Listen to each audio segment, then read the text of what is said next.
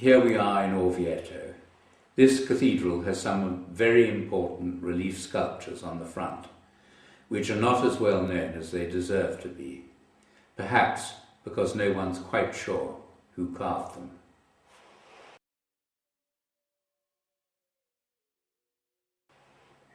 Lorenzo Maitani was chief architect and sculptor at the time that these were made, so he certainly deserves a lot of the credit. For convenience, we will call him Maitani, because my purpose is to show just how groundbreaking and beautiful they are, regardless of who made them. It seems to be generally agreed that the sculptors were Sienese. Orvieto was Sienese territory at the time, and Maitani was Sienese. It's also established that some of these works were in place by 1307, when adolescent boys in Orvieto were forbidden to play games around the cathedral because of the damage they had caused. The reliefs cover 112 square meters, so we can be pretty sure that no one man could have done it by himself. It was quite normal to delegate such works to a team of assistants. And one can just distinguish the exceptionally refined work of the master from the very high quality of his assistants. Unlike Giovanni Pisano, where the work of the master can easily be distinguished from the team, Maitani seems to have maintained an eagle eye on the work of his assistants. The whole is of a very high quality, and fortunately for us, in a very good state of preservation after 700 years exposed to the elements. Relief is an extremely demanding art form, being halfway between the three-dimensional world and the two dimensions of painting. It can easily tip one way or the other and change in style as a result. Here, the uniformity of style is quite remarkable. The main difference between the earlier and the later being the density of figures in the composition, the earlier ones being more spacious than the latter.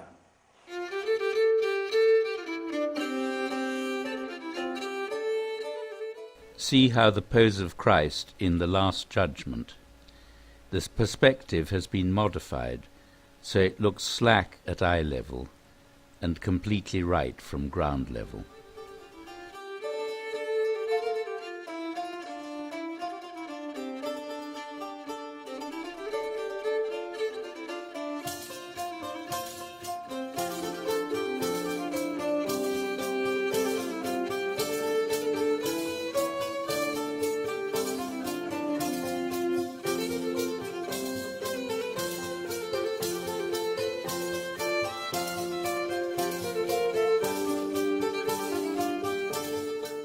These blessed ladies are almost caricatured.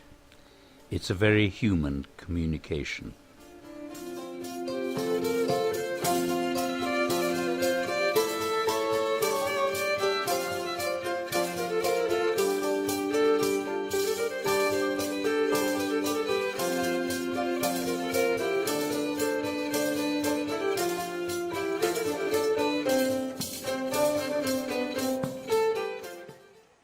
Nicola Pisano was commissioned to make a pulpit for the cathedral in Siena in 1265.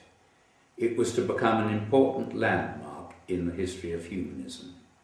Pisano leapt clear of the symbolic representations of an earlier age and introduced an art based on observation of how human beings actually behave, what we would call body language.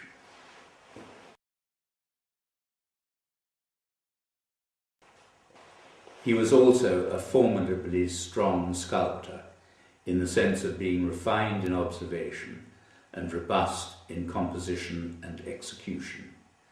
One gets the forceful feeling as if his reliefs were first chopped out with drill and chisel to define the chunks of material used for each figure.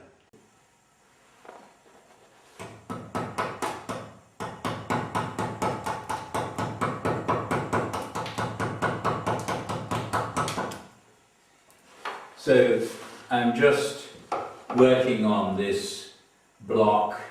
It's an expanded cement block because it's easy and quick to carve. And you can see that I've gone in deep around this figure. I've kind of isolated a chunk of material in which to carve the figure. It's as if the floor has been tipped up like that, and these figures are further back in theory, but in practice they are actually on the stone surface here. So you start from the stone surface and you simply dig back enough material to find each figure. And it's a perfectly rational method of going about it, but it's of course not the perspective that we're used to, the pictorial perspective, which was reinvented by Brunelleschi.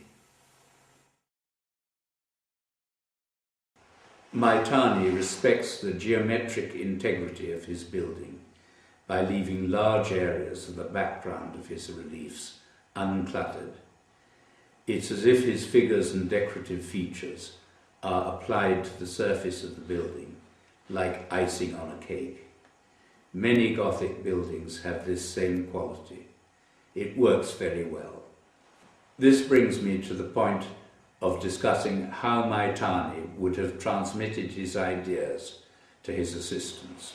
I've been at work, I suppose, about half an hour on this, just sketching out the relief in clay as I think Maitani would have done.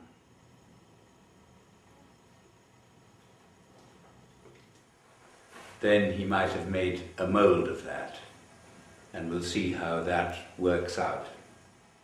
So I've just put in this clay wall to limit the plaster as I pour it on so it doesn't pour all over the place. And this thread will divide the plaster into two pieces to make it just that little bit easier to get the wax out. I'm placing this carefully over the thread so that the thread doesn't move.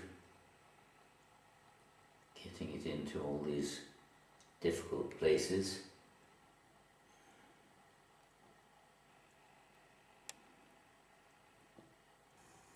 I'm just removing this clay wall which has served its purpose.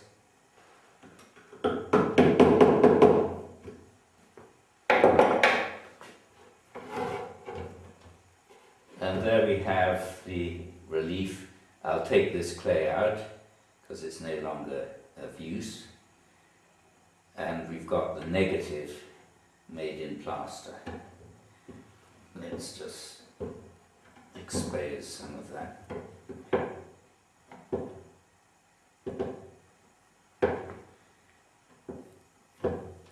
we are.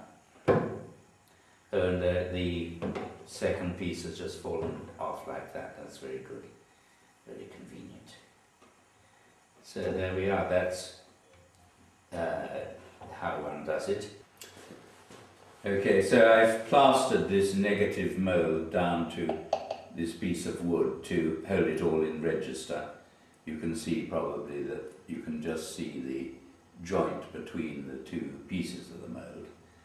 And just to show how easy it is, I'm going to carve a few curls here on his chin in negative, because it's so much easier than trying to model that in clay. Okay, so I've just soaked this mould and you can see the shininess of the wet in the plaster, and that is to separate the wax from the plaster itself. With hot wax, I just paint in there.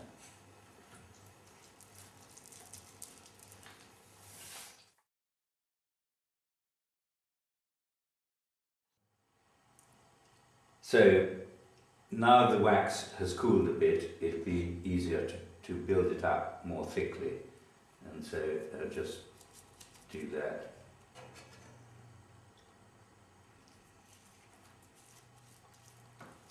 Okay, so I'll just detach that from its board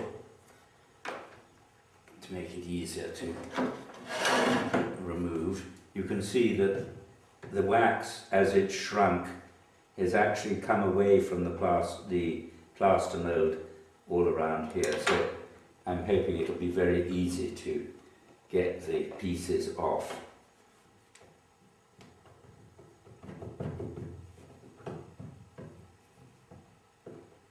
It's coming.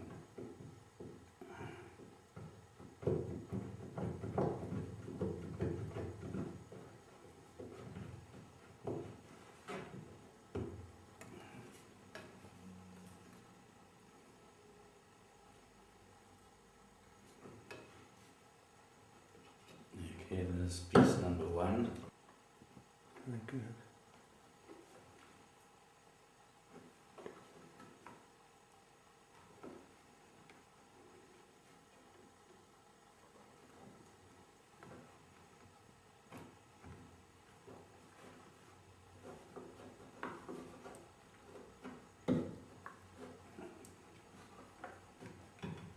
There we are, come out. That we've left it a little bit too long to demonstrate how to mould the wax, so I'm going to put that into hot water to soften it up again. I'll cut this, how to convert Adam into the figure of God out of the same mould. We'll do that after the wax has been warmed up again. So there it is, the wax is now warm, and I'm just going to remove that bit which I've already cut round. It's torn a bit, but that can all be repaired, and I think that's just enough to show how very, very easy it is to manipulate. So I've been working on this for about an hour now, just strengthening it and welding the wax together, and most of what you see is in fact straight out of the mold. You can see how all that there has just been adapted from the Adam figure. The arm and the head of Adam become those of God. Okay, so I've stuck a copy from the mould of the Adam figure down here, and here I've adapted the same figure exactly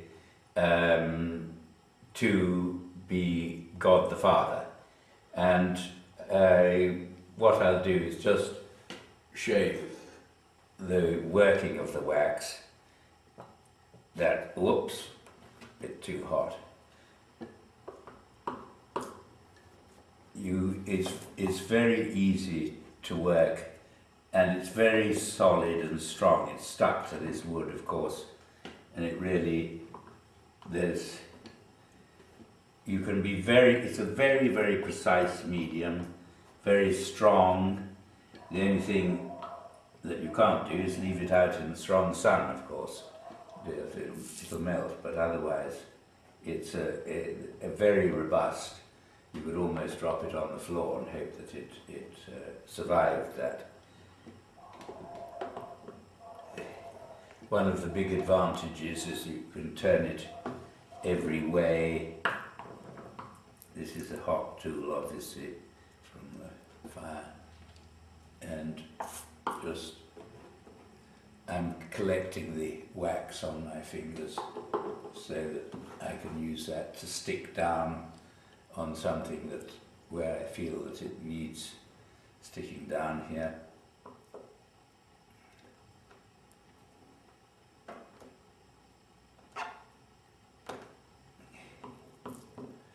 and so on. This is just one of the tools you can use. The other thing about wax is that it's very, very precise, and for instance when I'm doing this, if I want to be more precise about that finger, I can just cut that away with a sharp knife. Wax is a material that's used by jewelers, so you can realize that it's very precise and you can turn it into metal straight away. And that's how we know for sure that Maitani was a good wax worker, because he did these great figures on the front of the Duomo. That's established. And in order to do that, you first make it in wax, and that wax becomes part of what's called the lost wax process. The second problem is that scholars have problems reconciling the difference between these bronzes, which are known to be by Maitani, with the very different appearance of these stone reliefs. As a sculptor who works in both media, I have no such problems. Designing for stone is so very different from designing for bronze. These wild bronzes thrusting out from the facade would not have lasted 50 years if made in stone. They would be far too vulnerable to the weather. For stone, one needs a more compact design. Different as these are in feeling, both are good solutions for the survival of the works. Both could be by Maitani. This may be the third reason why he has been neglected. He simply does not fit into the expected evolution of art. One other sculptural trick that we know Piero della Francesca used, that Verrocchio used, it's a well-known thing, and there's no reason at all why Maitani shouldn't have done the same.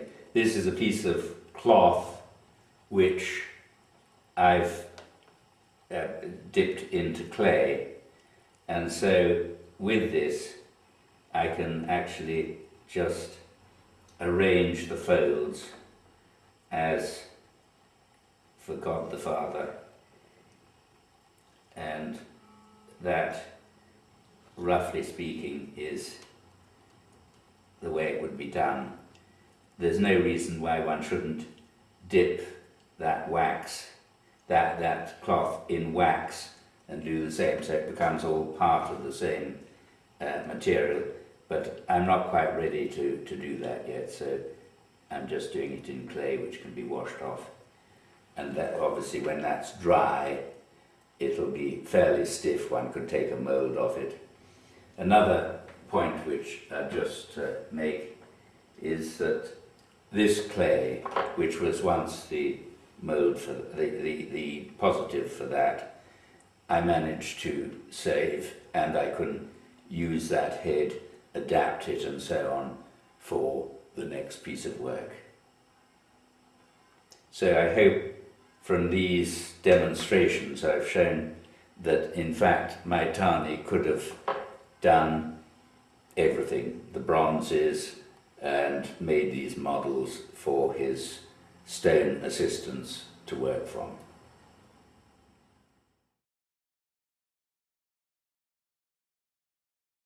My guess, based on my experience as a sculptor in bronze and stone, is that he would have modelled the maquettes in wax on board, cut to the same size as the blocks of stone from which these huge reliefs are made up. These could then have been handed out to the various assistants as precise models to transcribe into stone. This seems to be the only way the consistency could have been kept so uniform and the quality so high.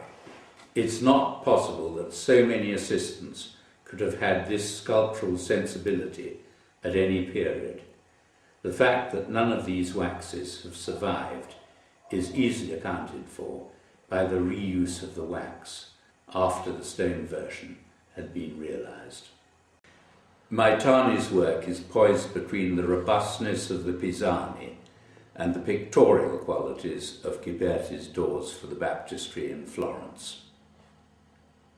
Michelangelo called them the gates of paradise. The aim here is to maximize apparent depth and give something of the illusion of a painting. These reliefs were done at the moment when Brunelleschi had just demonstrated the new art of perspective, that is, 1401. We know that Michelangelo must have seen Maitani's work because he was a great admirer of Signorelli's frescoes within the cathedral. These reliefs may have seemed rather old-fashioned to him. Looking from this more distant perspective, we need not feel the same. They form the missing link in the evolution of relief between the Pisani to Ghiberti's approach. The structure of this chiming mechanism is remarkably clear. The figure of God is not the old God the Father figure we might expect in the Old Testament, more a young Christ-like personage, much more human. When we see him looking into Adam's chest for a rib, he does so with the rapt attention of a surgeon. His dealings with Eve are delightfully human. As he draws her from Adam's chest, he seems to recognize trouble immediately. She, newborn and still feeling a bit groggy, is somewhat taken aback by his severity.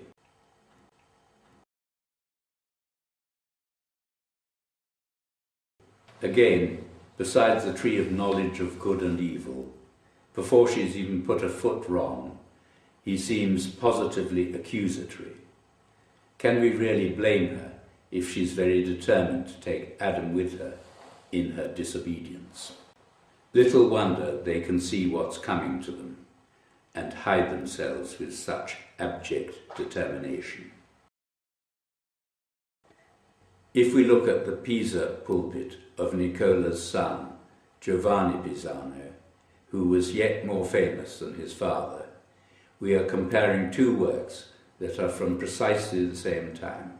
Giovanni's pulpit was commissioned in 1303. It is probably immediately obvious that in terms of telling gesture or flowing drapery round the figure, Maitani's work is superior. Giovanni's woman feeling the temperature of the water comes the closest to Maitani's sensibility. We can make a direct comparison of Giovanni's Joseph dreaming with Maitani's Adam during the Eve-creating operation. Surely Maitani's work is again superior in the quality of the forms and in the expression of sweet dreams. This is great art. Though both Pisano and Duccio were very good storytellers, they never quite rose to these heights of empathy. Maitani is right out there on his own. Through body language, he managed to take us back to the Garden of Eden and let us know what is really going on there, conveying what it means to be alive and human across the centuries. Maitani deserves our very great respect, yet I have never heard of him before I came here to Orvieto. It is an amazing gap in popular art history. It's not as if storytelling was his only gift. He had a wonderful gift for relief carving. His figures move around in a confined, concertinaed space with remarkable naturalness. Look at the way David's elder brothers respond to his being anointed by Saul. He seems to have had a natural understanding of ancient contrapposto, long before his contemporaries had even heard of it. He was able to bend it to his own purposes. His grasp of anatomy was way beyond his contemporaries. Furthermore, he managed to individualize anatomy, unlike Signorelli or Michelangelo 150 years later. Maitani's drapery flows around the figure of God, augmenting the pose. This is an achievement not seen since classical times. These reliefs predate Duccio's Maestà and Giotto's Arena Chapel. All three are milestones in the evolution of human understanding. Perhaps we have more in common with Maitani's humanity, feeling he is less of a stranger to us than either of the other two. Looking at these two kings, you can almost hear the one on the left asking, "Are you sure we've come to the right place? This is most unsuitable for the Messiah." And the angry response of his companion, "Can you doubt the star?"